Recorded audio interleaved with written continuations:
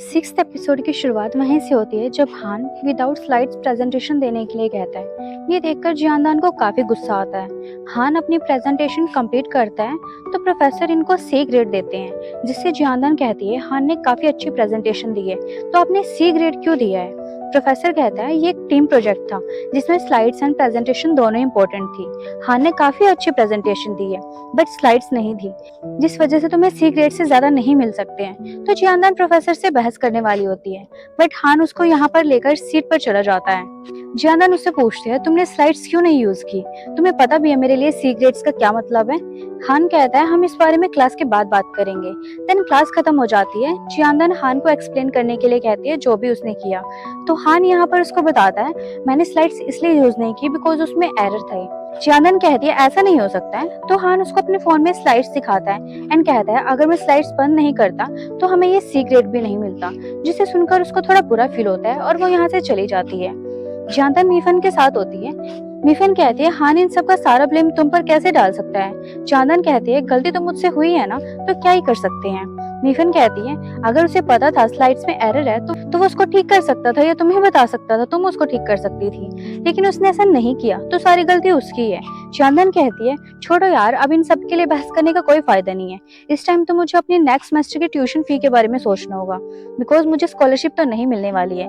मीफन कहती है तुम सही कह रही हो, अगर तुम फी पे नहीं कर पाई तो तुम्हें एक्सपेल कर दिया जाएगा। जियानदान कहती है तुम चिंता मत करो, मैं कुछ ना कुछ सोच लूंगी। तो मीफन कहती है मैं भी तुम्हारी हेल्प करूंगी। तभी यहाँ पर तांग तांग बाहर खड़ी होकर उनकी बातें सुन रही होती है और मे भी उसको थोड़ा गिल्टी फील भी हो रहा होता है। नेक्स्ट डे जियानदान लीशी के कैफे में होती है और पूछती है तुम्हें पार्ट टाइमर की जरूरत थी ना, क्या अभी भी तुम्हें जरूरत है। तो लीशी कहता है अभी तो मुझे जरूरत नहीं है, बट अगर तुम्हें काम की जरूरत है तो तुम हान से बात कर सकती हो, वो पक्का तुम्हें कोई ना कोई काम दे देगा। यहीं पर हम देखते हैं तोंग इन दोनों की बातें सुन रही होती है। जब वो सुनती है जियानदान हान से बात करने वाली है तो वो उसको रोक कर कहती है तुम्हें काम की जरूरत है ना, बट तुम्हें तो पता है कैंपस में ज्यादा पैसे नहीं मिलेंगे, तुम चाहो तो मैं तुम्हें कैंपस के बाहर जॉब दिला सकती हूँ जो तुम्हें अच्छे खासे पैसे देंगे। ये सुनकर जियानदान खुश हो जाती है और तोंग को हक कर लेती है। जिसके बाद तोंग जियानदान को एक रेस्टोरेंट में लेकर आती है जहाँ वो उसको काम दिला देती है।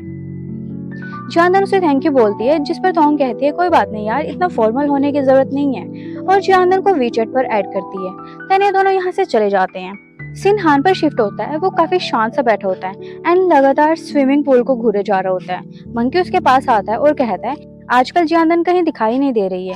हान कहता है अच्छा ऐसी बात है। तो मंकी कहता है मैंने सुना है जियानदान आज मॉर्निंग में क्लीनिंग करने के बाद जल्दी निकल गई थी, तुम इतनी देर से यहाँ बैठे हो, क्या उसे देखना चाहते हो, वरना तुम जियानदान के बारे में क्यों पूछते। हान कहता है मैंने तुमसे उसके बारे में कब पूछा। मंकी कहता है तुमने पूछा नहीं बट फिर भी मुझे लगता है तुमने पूछा। तो हान कुछ नहीं कहता है। देन वो हान को बताता है आज कॉस्प्ले क्लब का प्रेसिडेंट हमें एक इवेंट में स्पीच देने के लिए इनवाइट करने आया था। हान कहता है ठीक है कोई बात नहीं, हम इवेंट में जाएंगे। दूसरी तरफ हम जियान को देखते हैं जो रेस्टोरेंट में क्लीनिंग कर रही होती है। तभी उसका बॉस उसके पास आता है और बताता है कल ओशन यूनिवर्सिटी का एक क्लब हमारे रेस्टोरेंट में इवेंट ऑर्गेनाइज कर रहा है। जियानदान पूछने लगती है कौन सा क्लब। ये बताने वाला होता है कि कॉस्प्ले क्लब, बट तभी मीफन बाहर से जियानदान को बुलाने लगती है एंड वो उसकी बात नहीं सुन पाती। नेक्स्ट सीन में इवेंट नाइट होती है। जियानदान सबको ड्रिंक सर्व कर रही होती है एंड उसने मास्क लगाया होता है ताकि कोई भी उसको ना पहचाने। तभी मीफन जियानदान के पास आती है। जियानदान कहती है तुमने मुझे कैसे पहचाना। मीफन कहती है मैं तुम्हें कभी भी पहचान सकती हूँ। जियानदान कहती है मुझे नहीं पता था मेरा बॉस कॉस्प्ले का इतना बड़ा फैन है और यहाँ पर तुम्हारे क्लब की पार्टी होने वाली है। इसी बीच यहाँ जियानदान का बॉस आ जाता है जो उसको ड्रिंक सर्व करने के लिए कहता है, तो वो यहाँ से चली जाती है। तभी मीफन यहाँ पर यानशन को नोटिस करती है। वो एक वेटर से मेकअप रूम के बारे में पूछ रहा होता है। उसके जाने के बाद मीफन इस वेटर से पूछती है वो क्या कह रहा था। ये लड़की कहती है उसने बोला वो लू शुई का असिस्टेंट है एंड मेकअप रूम के बारे में पूछ रहा था। मीफन सोचने लगती है यानशन और लू शुई का असिस्टेंट। उसको डाउट होता है तो वो तुरंत मेकअप रूम की तरफ जाती है। वो रूम के बाहर खड़ी हो जाती है। यहाँ दूसरी तरफ यानशन अपना मास्क एंड ड्रेस वगैरह निकालता है जो लू शुई बनने के लिए लेकर आया होता है। तभी उसके पास मीफन का मैसेज आता है जो कि पूछती है लू शुई आप मेकअप रूम में हो ना, जिस पर यानशन रिप्लाई करता है हाँ मैं यही हूँ, तुम बाहर रहकर ध्यान रखो, किसी को अंदर मत आने देना। मीफन कहती है ठीक है। यहीं पर हम हान को देखते हैं जो इवेंट में पहुंचता है। तभी जियानदान कॉक सर्व करने के लिए इधर आती है। यहाँ जियान कॉक उठाने ही वाला होता है, तभी जियानदान नोटिस करती है कि वो हान है, तो वो उसको बिना ड्रिंक दिए ही यहाँ से भाग जाती है। हान को ये थोड़ा अजीब लगता है, तभी बॉस ये सब कुछ देख लेता है एंड हान बॉस से कहता है उस लड़की को बोलो वो ही मुझे ड्रिंक सर्व करे। तो बॉस जियानदान के पास आकर उसे हान को कॉक सर्व करने एंड माफी मांगने के लिए कहता है, तो वो कॉक लेने के लिए चली जाती है। पर तभी उसके खुराफाती दिमाग में आइडिया आता है एंड वो कॉक में स्पाइसी सॉस डाल देती है। वो कॉक लेकर जाने वाली होती है, तभी एक वेटर उसके पास आकर उसको अपनी ड्रिंक सर्व करने के लिए दे देता है और कहता है मेरे पेट में दर्द है, प्लीज तुम इसको सर्व कर दो। तो जियानदान कॉक यहीं पर रखकर ये ड्रिंक सर्व करने के लिए चली जाती है। जब वो वापस आती है तो देखते हैं यहाँ पर काफी सारी ड्रिंक्स रखी होती हैं। उसको समझ नहीं आता स्पाइसी वाली कॉक कौन सी है, तो वो टेस्ट करके देखने लगती है। तभी उसका बॉस उसको देख लेता है एंड कहता है तुम गेस्ट की ड्रिंक खराब कर रही हो। साथ ही वो उसको वार्निंग देता है कि अगर तुमने दोबारा कोई गड़बड़ की तो मैं तुम्हें निकाल दूंगा। इसी बीच बाकी वेटर्स आकर यहाँ से सारी ड्रिंक्स उठाकर ले जाते हैं। देन सीन यानशन पर शिफ्ट होता है। वो अपने कपड़े एंड मास्क लगा लेता है। तभी वो नोटिस करता है यहाँ पर एक बंदा छुपा होता है जो बाहर निकलकर उसके फोटोज क्लिक करना स्टार्ट कर देता है ताकि वो लू शुई के फोटोज सबको दिखा सके। बाहर से मीफन उसकी आवाज सुनती है तो वो अंदर आ जाती है और इस आदमी को यहाँ से निकाल देती है। उसके जाने के बाद मीफन सॉरी बोलने लगता है कि मुझे नहीं पता चला वो यहाँ कैसे आ गया, ये मेरी गलती है। तो यानशन कहता है कि कोई बात नहीं। उसकी आवाज सुनकर मीफन को फिर से डाउट होता है कि ये कुछ जाने पहचाने लग रही है। यानशन अपनी आइडेंटिटी छुपाने की पूरी कोशिश करता है, बट मीफन को पता चल ही जाता है कि यानशन ही लू शुई है। ये जानकर वो काफी ज्यादा शॉक्ड होती है। देन हम हान को देखते हैं जो कि जियानदान को विदाउट मास्क देख लेता है एंड कहता है मैं सोच ही रहा था ये वेट्रेस इतनी रूड क्यों है, तो ये तुम थी। जियानदान काफी गुस्से में होती है। इधर मीफन यानशन की सच्चाई जानने के बाद काफी हैरान एंड खुश होती है और उसको कहते हैं तुम चिंता मत करो, मैं तुम्हारे सीक्रेट को अपने पास सेफ रखूंगी। तो यानशन स्माइल करने लगता है। हान जियानदान से कह रहा होता है तुम्हें पैसों की इतनी जरूरत है जो तुम ये काम कर रही हो। तो जियानदान कहती है सब कुछ तुम्हारी वजह से हो रहा है और प्रेजेंटेशन वाली बात कहने वाली होती है। तभी किसी की आवाज आती है कि ये कॉक में स्पाइसी सॉस किसने मिक्स किया है। तो जियानदान डर जाती है। हान समझ जाता है ये सब इसी ने किया है।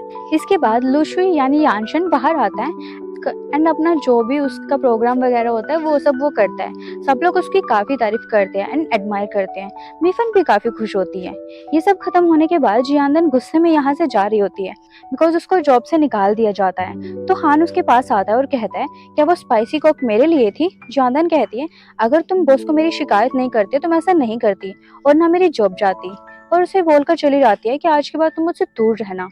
नेक्स्ट डे जियानदान क्लास आती है तो प्रोफेसर सबको बताते हैं कि मिस्ट्री ऑफ मैथमेटिकल जर्नल इस क्वार्टर में सभी स्टूडेंट्स के लिए एक कैंपेनिंग शुरू कर रही है।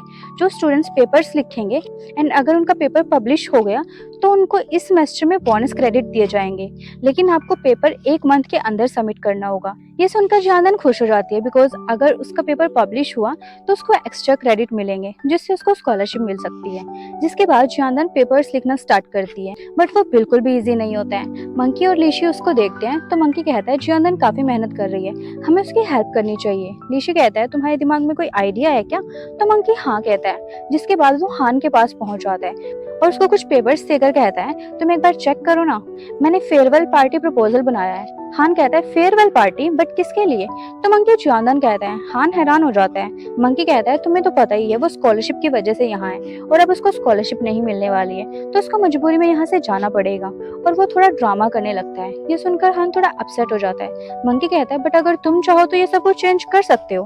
तो हान समझ जाता है और वो सीधा पहुंच जाता है जियानदान के पास। वो पेपर्स लिख रही होती है तो हान उसको कुछ पेपर देकर कहता है तुम पेपर लिखना चाहती हो ना, तो ये उसके लिए मेरे कुछ टिप्स हैं।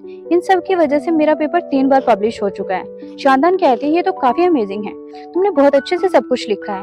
तभी हान उससे जियानदान कहती है मैंने ये अभी तक ढंग से पढ़ा भी नहीं है। तो हान कहता है अगर तुम ये सीखना चाहती हो तो डेली 5 बजे कैफे आ जाया करना, मैं तुम्हें कोचिंग दूंगा। जियानदान कहती है सच में, पर तुम मेरी हेल्प क्यों करना चाहते हो। जिसके रिप्लाई में हान कहता है उन प्रेजेंटेशन स्लाइड्स के लिए मैं भी रिस्पॉन्सिबल हूँ। जब मैंने वो एरर नोटिस किया तो मुझे तुम्हें मैसेज करने की बजाय उसे खुद ठीक करना चाहिए था, तो शायद ये सब कुछ नहीं होता। जियानदान ये सुनकर कहती है तुमने मुझे मैसेज किया था, मुझे तो कोई मैसेज नहीं मिला। तो हान उसको अपना फोन दिखाता है जिसमें मैसेज होता है। जियानदान अपना फोन चेक करती है तो उसमें कोई मैसेज नहीं होता बिकॉज वो तांग तांग ऑलरेडी डिलीट कर चुकी थी, जिससे ये लोग हैरान रह जाते हैं। एंड यहीं पर एपिसोड खत्म हो जाता है। Thank you for watching.